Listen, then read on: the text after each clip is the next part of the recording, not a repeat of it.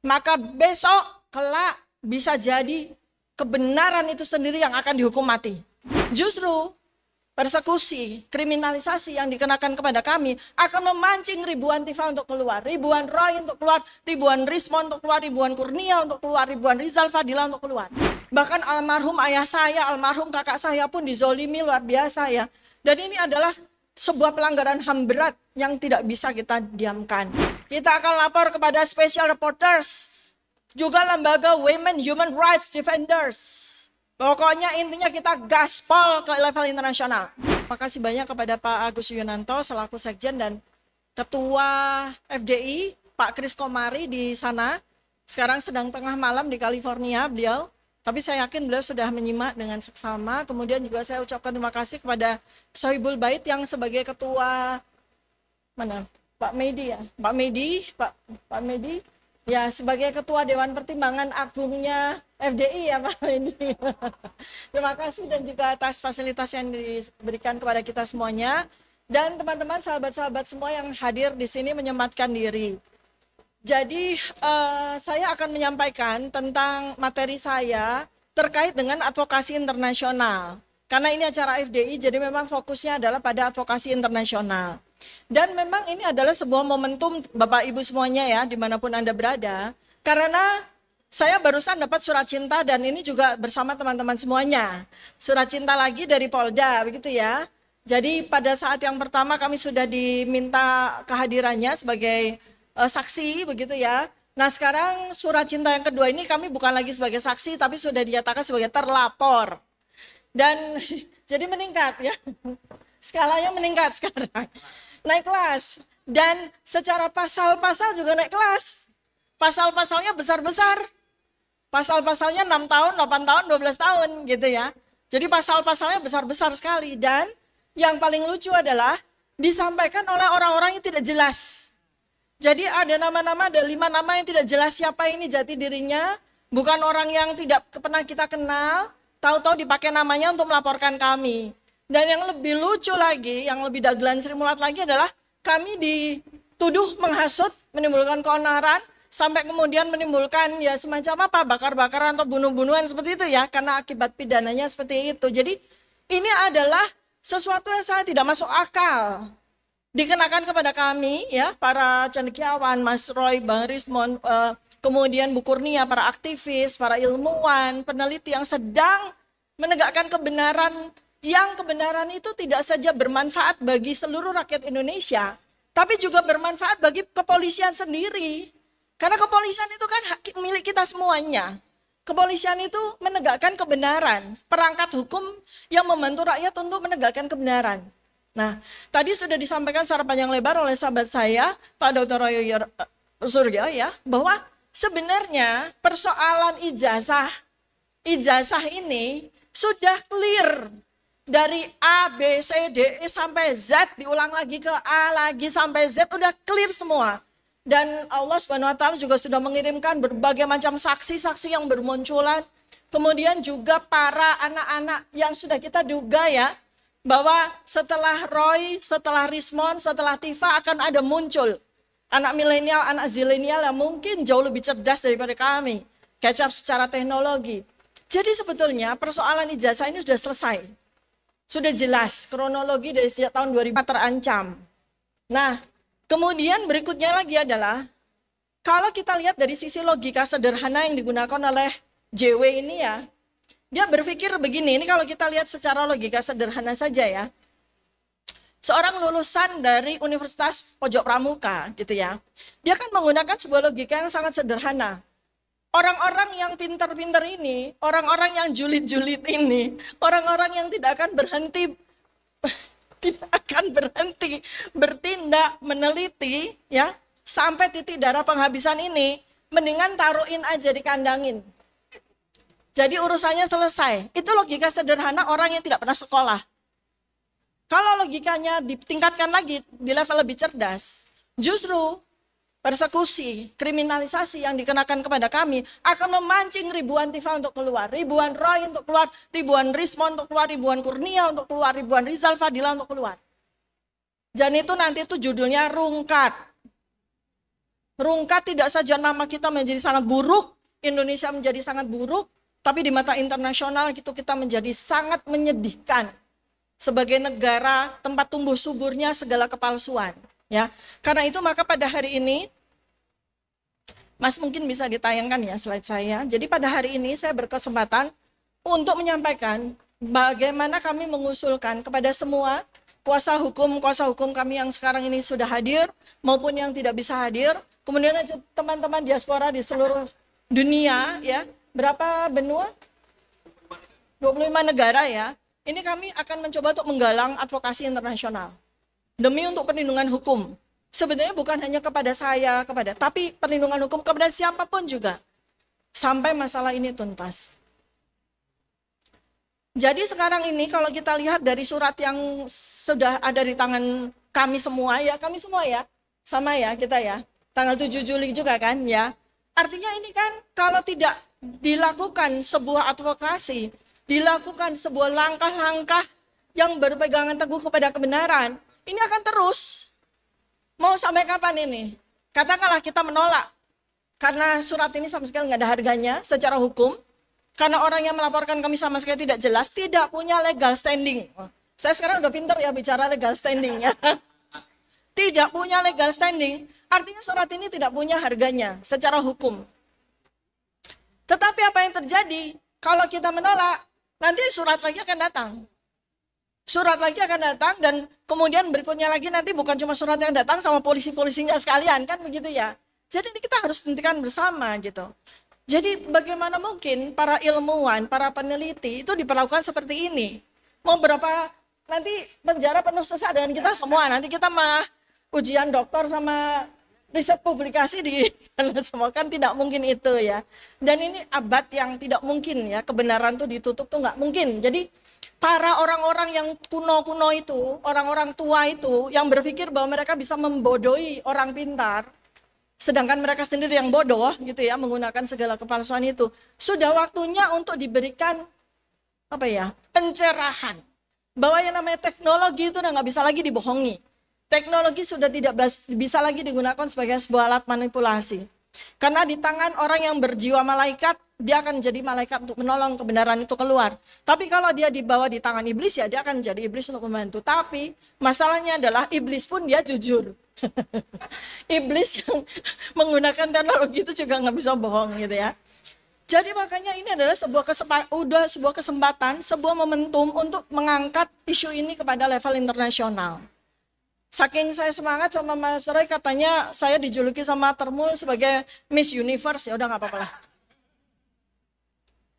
Jadi advokasinya itu ada levelnya, level 1, level 2, level 3. Level 1 memang sudah kita lakukan, kita melakukan pendampingan, kita para korbannya Termul ini didampingi oleh kuasa hukum yang kalibernya sudah kaliber dunia lah ya, kaliber dunia yang sangat-sangat cerdas. Sudah, kemudian kita juga punya pengacara-pengacara yang piawai HAM ya. Nah, kemudian kami juga sudah mengajukan gelar perkara, ya kan. Pokoknya semuanya itu kita akan lakukan di dalam negeri. Pokoknya kita akan lakukan apapun, stakeholder semua harus kita libatkan. Mereka tidak boleh berdiam diri saja. Karena ini adalah sebuah aib nasional. Jadi semua stakeholder akan kita datangi. Akan kita beri surat, akan kita minta mereka untuk bergerak, ya. Nah, kemudian level yang kedua adalah kita mengharapkan dukungan dari para tokoh nasional, akademisi. Alhamdulillah, sudah ada dari USU, sudah ada dari UI Watch, sudah ada dari Kapak ITB, sudah ada beberapa profesor dari UGM, bahkan alhamdulillah, terima kasih. Alhamdulillah mantan rektor, salah satu mantan rektor yang berani vokal pun sudah speak up ya. Nah ini kita akan tur ya Mas ke seluruh Indonesia, langkah bersama dengan para purnawirawan jenderal kita sekalian pemakzulan Fufu Fafa ya. Jadi ini kita akan tur ke seluruh Indonesia mengadvokasi dua hal penting ini. Pertama ya, itu dua-duanya aib nasional. Satu, persoalan polemik ijazah harus selesai bersama dengan pemakzulan Fufu Fafa. Kita akan tur, pertama nomor 1 setelah kemarin Jogja, Jakarta, Bandung, kita akan ke Surabaya, kemudian kita akan ke Makassar, ke Malang ya. Malang, kemudian Makassar. Dan pokoknya seluruh Indonesia deh. 4.000 universitas harus kita bangunkan. 4.000 kita punya universitas, negeri maupun swasta. Harus kita bangunkan.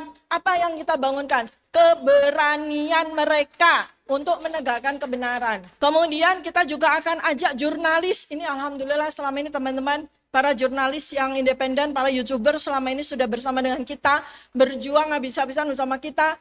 Maka saya juga ingin sekali agar jurnalis-jurnalis media mainstream juga akan kita buka wawasan mata hatinya agar bisa mengumandangkan kebenaran.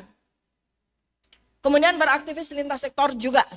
Aktivis perempuan, aktivis laki-laki, aktivis pokoknya segala macam aktivis mau kita advokasi semuanya. Kemudian yang berikutnya yang pasti sebetulnya manjur itu adalah petisi publik. Ini petisi publik dilakukan oleh negara Brazil. Saat ini negara Brazil sedang berbelasungkawa dan kejadiannya terjadi di Indonesia. Ya. Tentang seorang pendaki gunung. Ya. Dan masyarakat pemerintah Brazil menganggap pemerintah Indonesia lalai. Lambat dan gaungnya langsung internasional. Coba bayangkan. Hanya satu orang saja gaungnya internasional. Kenapa? Karena terjadi petisi publik. Jadi petisi publik ini sangat-sangat penting untuk kita lakukan sekarang. Dan karena 2 surat yang sudah kami terima, ini sangat mengandung unsur pelanggaran HAM. Sangat mengandung gender-based repression yang terutama melibatkan saya, Dr. Tifa dengan Ibu Kurnia. Betapa selama ini kami jadi bulan-bulanan para termul, para buzzer. Bahkan sekarang tidak kurang-kurang teror-teror yang kita terima setiap hari. Bahkan anak-anak saya pun juga kena terornya. Saya namanya sudah luar biasa di fitnah secara dizolimi secara luar biasa. Bahkan almarhum ayah saya, almarhum kakak saya pun dizolimi luar biasa ya. Dan ini adalah sebuah pelanggaran HAM berat yang tidak bisa kita diamkan. Nah, level yang ketiga internasional. Inilah terima kasih banyak Pak Medi yang saya hormati, mentor saya, kemudian Pak Agus Yunanto dan seluruh teman-teman sahabat-sahabat yang sekarang ini hadir. Kita sekarang bergerak kepada level advokasi internasional. Jadi kita sudah melakukan izin ya Pak Medi, kita sudah izin kepada Presiden Prabowo Subianto, kita sudah memberikan surat kepada Presiden Prabowo Subianto, artinya kita sudah izin kalau beliau diam, kalau pemerintah diam, mohon izin, kami akan bawa ke level internasional. Kami akan kumandangkan masalah pelanggaran HAM ini kepada PBB. Kepada lembaga HAM global. Kita akan lapor kepada special reporters, juga lembaga Women Human Rights Defenders. Pokoknya intinya kita gaspol ke level internasional. Kalau pemerintah diam saja, tidak memberikan perlindungan kepada kami, yang notabene adalah warga negara Indonesia yang sah, tidak berbuat apapun selain menegakkan kebenaran. Bahkan pemerintah bertendensi untuk melindungi para pembohong, para penipu, negara Indonesia ini. Baik, jadi kita akan menggunakan berbagai instrumen internasional yang relevan tentu saja. Artinya kita nggak seperti Rambo yang nembakin semuanya, kita sniping. Kita akan menggunakan pasal 19 dari Universal Declaration of Human Rights ya. Jelas itu di kebebasan berekspresi menyatakan pendapat itu tidak cuma dilindungi oleh Undang-Undang Dasar 1945, tetapi juga dilindungi oleh undang-undang internasional. Jadi itu yang kita pakai. Kemudian berbagai instrumen seperti ICCPR, bukan OCCRP ya. ICCPR pasal 9, pasal 19 itu menyebutkan bahwa hak atas perlindungan dari penahanan sewenang-wenang dan kebebasan informasi dilindungi undang-undang internasional. Kemudian CEDAW pasal 7 itu perlindungan perempuan, Bu Kurnia, kita dilindungi oleh undang-undang internasional dalam kehidupan publik. Jadi perempuan, anak-anak itu tidak boleh sama sekali mengalami kesewenang-wenangan seperti yang kami terima. Jadi mungkin nanti kita akan lanjut ke Komnas Perempuan dan ke Komnas Anak ya untuk bisa melanjutkan. Kalau mereka diam saja kita ke internasional. Kemudian deklarasi PBB bahwa negara wajib melindungi mereka yang membela HAM. Kami membela HAM. Kami membela hak asasi manusia, yaitu apa? Kebenaran yang harus diperoleh kepada seluruh warga negara Indonesia. Kemudian kita juga punya UN Guidelines of Women Human Rights Defenders tahun 2013 bahwa wanita itu harus dilindungi. Jadi semua bapak-bapak ini berkewajiban untuk melindungi kami para perempuan. Demikian juga dengan pemerintah. Demikian juga dengan internasional. Sekarang, mengapa saya perlu tekankan Bapak dan Ibu semuanya, saudara-saudara semuanya sebangsa dan setanah air di seluruh dunia, karena kami ini menjadi target kriminalisasi. Kami menjadi target kriminalisasi.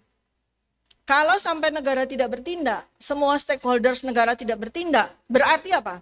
Negara gagal melindungi kami, para intelektual. Negara gagal melindungi para perempuan untuk mengungkapkan kebenaran. Dan tindak lanjutnya, kami bersama para kuasa hukum akan membuat report, science-based report, report berbasis ilmiah kepada UN Special Reporter on Violence Against Women, Komnas Perempuan, UN PBB, Working Group on Discriminations. Jadi kita akan ajukan laporan, bukan sekedar surat tapi laporan, berbasis penelitian yang sudah kami lakukan. Jadi langkah-langkah praktis sudah kami siapkan. Dan kami juga tentu saja akan sampaikan kepada Presiden, kami akan sampaikan kepada DPR, kami akan sampaikan kepada MPR, kami akan sampaikan kepada DPD. Bahwa kami bertindak.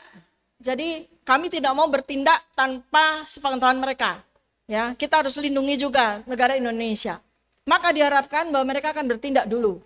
Menghentikan laporan-laporan yang tidak jelas itu. Yang tidak relevan itu dihentikan. Termasuk laporan dari JW.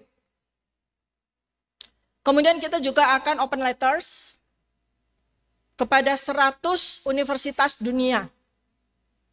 Kita sudah siapkan 100 universitas terkemuka dunia. Harvard, Oxford, Cambridge, semuanya. Belanda, semuanya. 100 sudah kami data. Kami akan berikan report tersebut. Ini kalau negara sampai tidak bertindak, entah apa yang terjadi pada Indonesia. Jadi bulan-bulanan. Ya. Dan kami akan sudah menyiapkan report untuk menghubungi media internasional. Kami akan menghubungi Al Jazeera, menghubungi BBC, CNBC, Democracy Now. Ya. Dan kami akan mendaftarkan kasus ini apabila laporan-laporan seperti ini tidak berhenti kepada kami maupun kepada para ilmuwan setelah kami, ya. Sekalian juga nanti kita akan minta supaya Pak Bambang Tri juga dibebaskan, ya. Kita akan daftarkan ke Frontline Defenders dan Amnesty International. Karena dengan penjelasan dari semua penelitian kami maupun Pak Betor dan kawan-kawan, jelas Pak Bambang Tri tidak bersalah. Sehingga dia pun juga harus mendapatkan perlindungan dari Amnesty International. Sehingga dengan demikian, langkah-langkah kami ini terstruktur metodologis, sistematis, dan masif. Ya, akan kami lakukan supaya apa? Supaya tidak ada lagi korban-korban seperti kami. Yang seharusnya kami itu tenang meneliti, tenang memproduksi berbagai temuan ilmiah, tenang menegakkan kebenaran, terpaksa kami harus bolak-balik ke Polda. Kami harus bolak-balik ke polisi. Tidak hanya soal waktu, tenaga, dan pikiran, tapi moral dan mental kami juga tercederai hanya karena kami ingin menegakkan kebenaran. Itu sudah tidak bisa dibenarkan lagi. Zaman itu sudah berlalu. Ini zaman modern abad 21. Sudah tidak model lagi, sudah tidak zaman lagi. Orang bicara dikriminalisasi. Orang bicara dibungkam. Apalagi ini bicara tidak sembarangan. Bicara berbasis sains. Ya. Kalau seperti ini maka negara akan gagal. Maka tentu saja kami tidak akan gegabah. Layer yang kedua akan kami jalankan. Kami akan tentu saja akan memberikan report kami kepada para stakeholders, ya, DPR, MPR, DPD, segala macam. Sebelum kami jalankan semua report yang sudah kami siapkan ini ke level internasional. Tapi saya nggak tahu ya, mungkin nanti teman-teman dari diaspora punya pendapat yang berbeda, ya nggak apa-apa, kita paralel aja kan ya. Iya. Ya kan? Nanti mereka akan komen juga. Ya. Jadi pesan penutup dari saya adalah ketika hari ini para ilmuwan dikriminalisasi karena menyuarakan data-data kebenaran, maka besok kelak bisa jadi kebenaran itu sendiri yang akan dihukum mati di negara ini. Maka kita akan berjuang bersama, kita berdiri bersama untuk menegakkan kebenaran agar kebenaran terus menjadi cahaya yang menerangi semua hati, semua akal pikiran dari seluruh Indonesia. Demikian yang bisa saya sampaikan. Saya sangat mengharapkan terutama saudara-saudara yang berada di 25 negara yang sekarang sedang menyimak apa yang kami sampaikan. Mudah-mudahan langsung gayung bersambut ya Pak Agus. Dan insya Allah nanti kami akan segera berjalan. Dan supaya diketahui bahwa minggu depan jadwal kami sudah akan ke DPR, MPR, DPD. Terima kasih. Mohon maaf kiranya bila ada salah kata dan sikap. Billahi taufiq wal hidayah. Assalamualaikum warahmatullahi wabarakatuh. Waalaikumsalam warahmatullahi wabarakatuh. Tepuk tangan sekali lagi untuk Dr. Tifa. Terima kasih.